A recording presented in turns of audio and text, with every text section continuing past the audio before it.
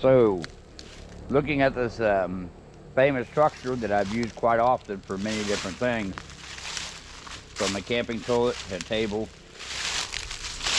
But if we spread these out like this, add in more, spread these two out, get a fire underneath, what do you have? You have a grill. So you can be doing mashed potatoes over here, getting everything set with your pot crane and your first fire. Come over here, be grilling you a nice steak.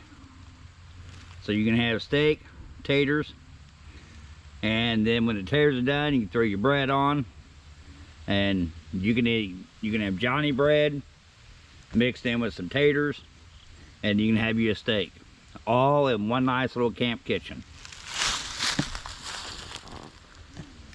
So if you like that idea, let me know in the comments below.